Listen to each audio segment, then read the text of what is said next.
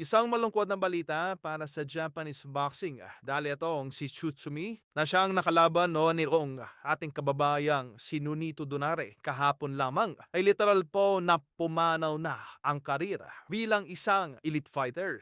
Ito ay dahil sa resulta na kung saan itong si Tsutsumi ay binugbog lamang itong si Nonito Donaire na isang 43 anyos na. Ito ay hindi po inaasahan at ito ay inulan na kaliwat kanang pagkadismaya mula sa mga Japanese boxing fans. At hindi na nga po itong may tuturing pa bilang isa sa mga elite fighter ng Japanese boxing.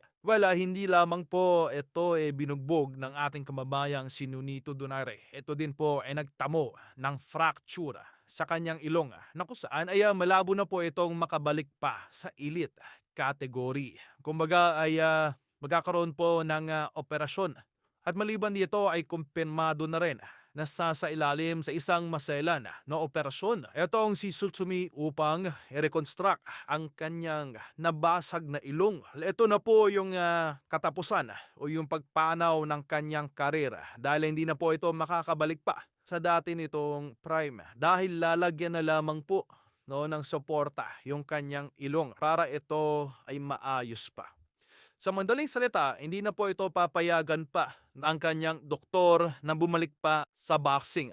Ganun pa man, ito ay dedepende na lamang sa team nitong si Tsutsumi kung isusugal pa rin ito ang kanyang na-fracture na ilong upang makabalik pa sa boxing. Pero isa lamang po ang malinaw dito, tapos na ang karera nitong si Tsutsumi. Sa competitive boxing, literal po na pinapay nitong si Donaire ang karera ng nasabing hapon.